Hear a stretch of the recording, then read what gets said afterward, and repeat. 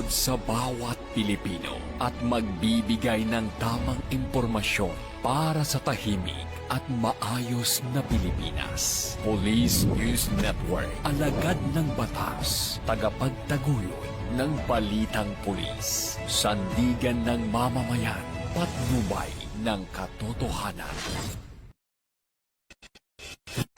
Kampo Krame, maghahatid ng pinakahuling kaganapan at nagbabagang balita. Ito ang PNN Police News Network. At ngayon, ang inyong mga tagapagbalita.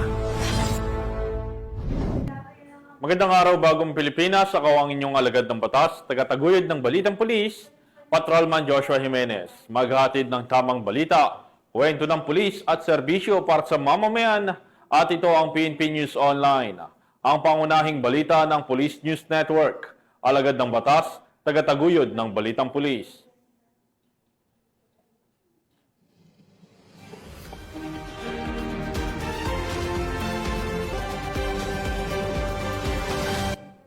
Ngayon ay araw ng linggo at narito ang mga balitang nakalap ng ating mga PNN correspondent sa loob ng linggong ito.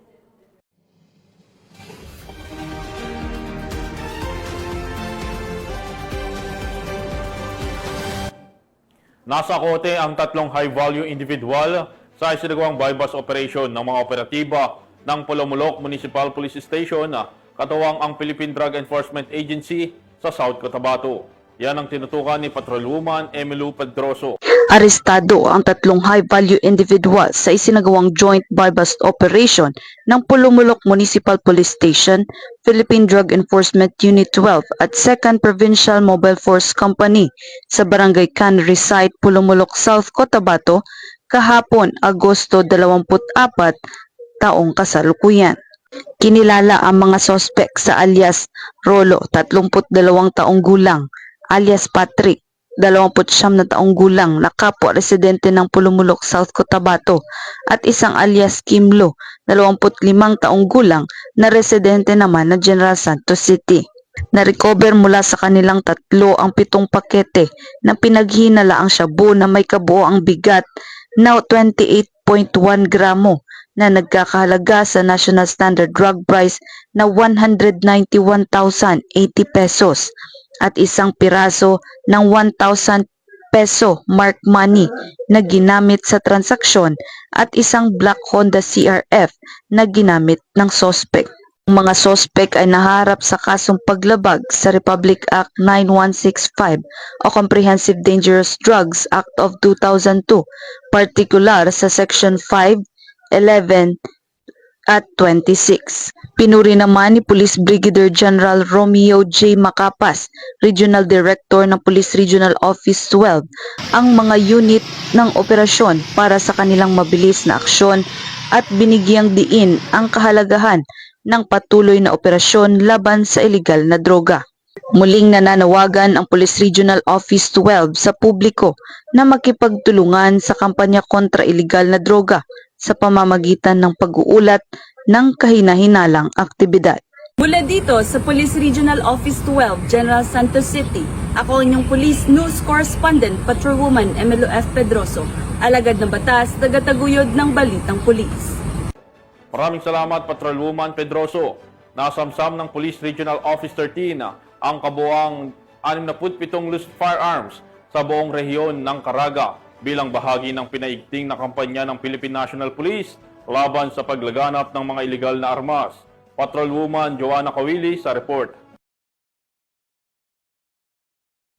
Umabot sa 62 ang loose firearms na nakumpiska, kusang isinuko at idiniposito sa Police Regional Office 13 bilang bahagi ng pinaigting na kampanya ng kapulisan laban sa mga paglabag sa batas ukol sa baril mula August 1 to 21, 2025. Batay sa ulat ng Regional Operations Division 13, 14 na armas ang nakumpiska sa pamamagitan ng search warrants, checkpoint operations, police responses at searches incidental to lawful arrests.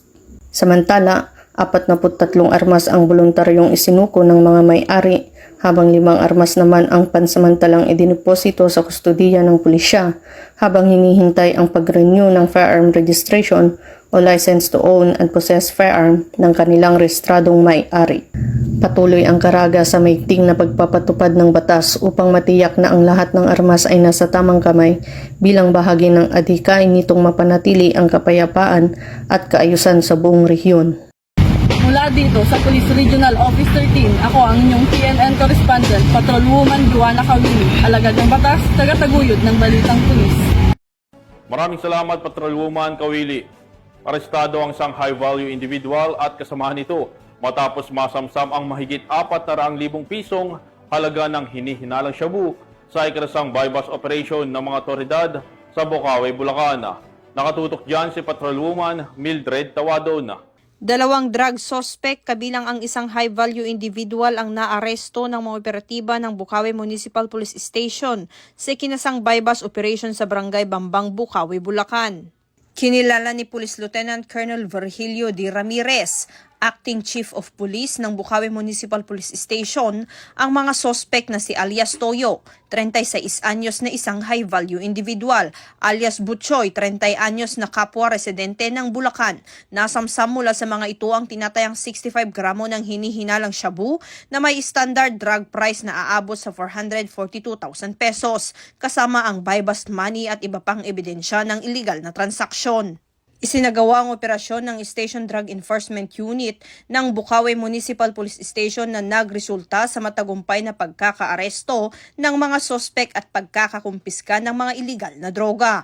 Kasalukuyang nasa kustudiyan na ng Bocaue Municipal Police Station ang mga sospek kasama ang mga nakumpiskang ebidensya para sa wastong dokumentasyon at pagsampa ng kasong paglabag sa Section 5 at 11 Article 2 ng Republic Act 9165 o Comprehensive Dangerous Drugs Act of 2002. Samantala, pinuri ni Police Colonel Angel L. Garciliano, Provincial Director ng Bulacan Police Provincial Office, ang Bocaue Municipal Police Station sa kanilang dedikasyon at determinasyon sa pagpapatupad ng batas laban sa illegal na droga. Tiniyak din niya na patuloy ang pinaigting na kampanya ng Bulacan PNP, katuwang ang iba't ibang unit ng kapulisan, lokal na pamahalaan at mamamayan upang manatili ang kaligtasan, kaayusan at kaunlaran ng buong lalawigan ng Bulacan. Mula dito sa Bulacan Police Provincial Office, ako ang inyong PNN correspondent, Patrolwoman Mildred A. Tawagon, alagad ng batas, tagataguyod ng Balitang Pulis. Huli ng mga tauhan ng Batangas Police Provincial Office ang isang district engineer matapos mahuli sa aktong pagtatangkang manuhol ng mahigit 3.1 na milyon sa isagawang entrapment operation sa Batangas. Magbabalita dyan si Patrolwoman Priscil May Urbano. Naaresto ng mga operatiba ng Taal Municipal Police Station ang isang district engineer matapos umano'y mag-alok ng suhol na nagkakahalaga ng 3,126,900 pesos kay Batangas 1st District Representative Leandro Ligarda Libiste upang pigilan ang pagsasagawa ng investigasyon sa umano'y anomalya sa mga proyekto ng DPWH sa nasabing distrito nito lamang ika-22 ng Agosto taong kasalukuyan sa poblasyon Zone 12 Taal, Batangas. Kinilala ang suspect na si alias Abe, 51 taong gulang, district engineer sa naturang bayan at residente ng San Pablo City, Laguna. Ayon kay Police Colonel Giovanni Emerick A. Cibalo, Provincial Director ng Batangas Police Provincial Office. Last Friday po, August 22, around 6 PM ay nagresponde po ang ating sa pangunguna ng ating hepe sa Taal dahil meron po kaming na-receive na information na may ongoing nga po sir na parang attempt to bribe si congressman po. Kaya nagtungo po si lugar at nakuha nila sir yung mismong taong doon sir at on the act sir na bribe sir. Andun din sir yung na-recover na pera sir amounting to more than 3 million sir. Based on reliable information, nagresponde po yung ating police sir. At yun po yung naabutan nila sa isang area sir. We gave him also his rights sir to due process. Kasalukuyang nasa kustodiya ng Taal Municipal Police Station habang inihahanda ang kasong paglabag sa Republic Act 3019 o Anti-Graft and Corrupt Practice Act na isasampa laban sa kanya. Mula dito sa PRO Calabarzon, ako ang inyong Police News Network correspondent, Patrolwoman Piselme T. Urbano, alagad ng batas, tagataguyod ng balitang pulis. Maraming salamat, Patrolwoman Urbano. Aabot sa 17 milyong pisong halaga ng shabu ang nasamsam ng mga otoridad mula sa isang notorious na drug suspect sa ikinasang bypass operation sa Mandaue City. Alamin ang detalye ng report mula kay Patrolwoman Judith Nicanor. Nasabat mula sa isang notorious na drug suspect ang tinatayang 17 milyong halaga ng hinihinalang shabu sa sinagawang bypass operation ng kapulisan ng Mandaue City sa M. Lugarta Street, Barangay Subang Dako, Mandaue City, Cebu nito lamang nakaraan. Kinilala ni Police Lieutenant Colonel Mark Gifter Sokalit, Chief ng City Intelligence Unit, City Drug Enforcement Unit ng Mandaue City Police Office, ang notorious na drug suspect na si alias Jane, 37 anyos, na residente ng 2JM Basa Street, Barangay Sawang Calero, Cebu City. Bandang alas 11:08 ng gabi na ikinasa ng mga operatiba ang bypass operation na kung saan na-recover mula sa suspect ang iba't ibang pakete ng hinihinalang shabu na may timbang na 2.5 kilo at nagkakahalaga ng 17 milyong piso, bypass money, cellphone at isang backpack na ginamit bilang lagayan ng droga. Siya ay kasalukuyang nakapiit sa Police Station 2 ng Mandaue City Police Office. Police Colonel Abu Akasa Jr., Mandaue City Police Director, said the operations reflect the continued resolve to protect the city from the spot of illegal. He said that the MCPO will remain aggressive yet local in the operation. The communities deserve a safe environment free from the influence of illegal drugs. Ang operasyon ay pinangunahan ng Mandaue City Police Office, City Intelligence Unit, City Drug Enforcement Unit, Regional Intelligence Division 7, Regional Drug Enforcement Unit 7, Police Drug Enforcement Group 7 at Philippine Drug Enforcement Agency Regional Office 7 sa M. Lugarta Street, Barangay Subang Dako. Ang matagumpay na operasyon ay patunay lamang ng mga kapulisan ng Central Visayas ay patuloy sa kanilang mga operasyon laban sa iba't ibang uri ng kriminalidad tungo sa isang mapayapang bagong Pilipinas. Mula dito sa Mandaue City Police Office, ako yung Police News Network Correspondent, Patrolwoman Judith Nicanor, alagad ng batas, tagataguyod ng balitang pulis. Maraming salamat, Patrolwoman Nicanor. Sa patuloy na kampanya ng pulisya kontra iligal na droga, nasabat ang mahigit 1 milyong pisong halaga ng shabu at marijuana mula sa 2 individual sa isagawang bypass operation sa Cagayan de Oro. Ang report mula kay Patrolwoman Sara Vem Bato Malaki.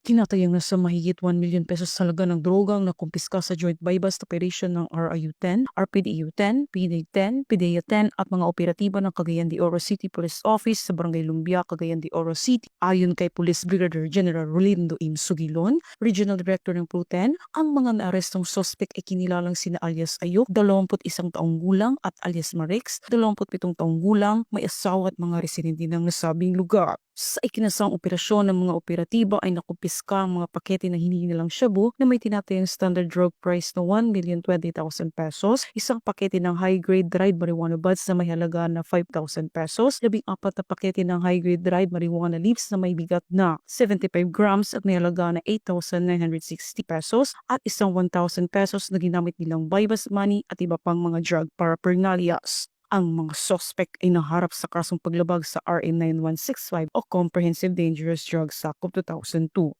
Mula dito sa Camp Capistrano, Busa, Cagayan de Oro City, ako ang iyong PNN correspondent, Patrolwoman Sara Vem Bato Malaki, alagad ng batas, tagataguyod ng balitang pulis. Maraming salamat, Patrolwoman Bato Malaki.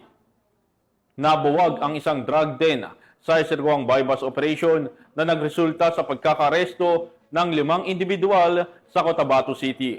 Iyan ang tinutukan ni Patrolwoman Maricris Algabre. Matagumpay na nabuwag ng PNP Probar at PDEA Bar ang isang drug den at naaresto ang 5 suspects sa sinagawang bypass operation dakong alas 12:05 ng madaling araw noong ika-21 ng Agosto taong kasalukuyan sa Purok Kabuntulan Poblasyon Mother, Cotabato City. Kinilala ni PDEA BARM Director Hill Cesario P. Castro ang mga naaresto na sina alias Teddy, 32 anyos, alias Marlon, 44 anyos, alias Zol, 28 anyos, alias Juharto, 35 anyos at alias Abad, 32 anyos na pawang residente ng nasabing lungsod. Nakumpiska mula sa mga suspek ang 13 piraso ng heat-sealed transparent plastic sachet na naglalaman ng tinatayang 15 gramo ng hinihinalang shabu na nagkakahalagang 102,000 pesos, buy bust money, isang cellphone at iba't ibang drug paraphernalias. Nahaharap ang mga ito sa kasong paglabag sa Republic Act 9165 o Comprehensive Dangerous Drugs Act of 2002 at kasalukuyang nasa kustudiya ng PDEA BARM para sa tamang disposisyon. Ang matagumpay na operasyong ito katuwang ang iba't ibang sangay ng pamahalaan ay patuloy na magsisilbing patunay sa maigting na kampanya laban sa iligal na droga at kriminalidad upang matiyak ang kaligtasan at kapayapaan ng komunidad. Mula rito sa rehiyon ng Bangsamoro, ako ang inyong PNN correspondent, Patrolwoman Maricris Algabre, alagad ng batas, tagataguyod ng balitang pulis. Maraming salamat, Patrolwoman Algabre. 5 na hinihinalang drug personalities ang naaresto matapos ang matagumpay na buy-bust operation ng mga operatiba ng PNP sa bayan ng Dingle, Iloilo. Patrolwoman Andrea Dominic De Palobos sa report. Sa patuloy na paglaban ng Police Regional Office 6 kontra sa iligal na droga, arestado ang 5 drug personalities sa ikinasang drug buy-bust operation ng kapulisan sa Barangay Tinukuan, Dingle, Iloilo. Nito lamang ika-23 ng Agosto, taong kasalukuyan. Ang operasyon ay pinangunahan ng puwersa ng Provincial Drug Enforcement Unit Team sa pangunguna ni Police Major Daje de Lima, Officer in Charge, kasama ang Iloilo Police Provincial Office SWAT, Dingle Municipal Police Station, 603rd Mobile Company ng RMFV6 at Provincial Intelligence Unit na nagresulta sa pagkakadakip ng 5 sospek na kinilala na sina alias Bonbon, 39 na taong gulang, residente ng Barangay Tinukuan, Dingle, na main subject at naitalagang high-value individual, alias Bentot, 55 taong gulang, walang trabaho at naitalagang high-value individual, alias John, 31 taong gulang, alias Francis, 30 taong gulang at alias Jerry, 44 na taong gulang at mga naitalagang street-level individual. Na-recover ang kabuuang bigat na humigit kumulang 740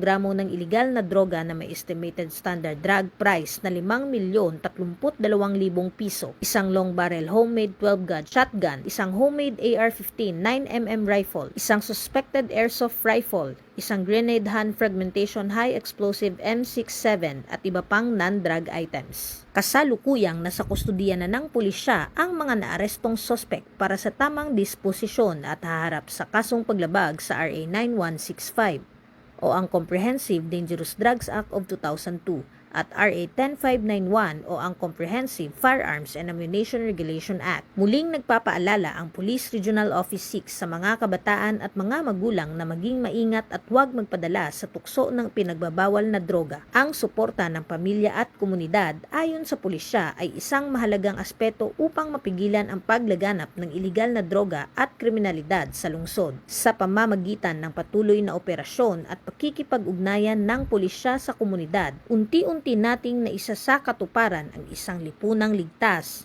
tahimik at drug-free na Western Visayas. Mula dito sa Police Regional Office 6, ako ang inyong Police News Network Correspondent, Patrolwoman Andrea Dominic De Palobos, alagad ng batas, tagataguyod ng balitang pulis. Maraming salamat, Patrolwoman De Palobos. At yan ang mga balitang nakalap ng ating mga PNN correspondents mula Luzon, Visayas at Mindanao sa loob ng linggong ito. Sa ngalan ng pamunuan ng Philippine National Police sa pangunguna ni Acting Chief PNP, Police Lieutenant General Jose Melencio Nartates Jr. at sa pamumuno ni President Ferdinand Marcos Jr. Kami ay maglilingkod sa bawat Pilipino at magbibigay ng tama at balanseng balita dahil dito sa Bagong Pilipinas, ang gusto ng pulis, ligtas ka. Mula rito sa tanggapan ng tagapag-ugnay ng Pambansang Pulisya, ako ang inyong alagad ng batas, tagataguyod ng balitang pulis, Patrolman Joshua Jimenez. Maghatid ng tamang balita, kwento ng pulis at serbisyo para sa mamamayan at ito ang PNP News Online. Ang pangunahing balita ng Police News Network.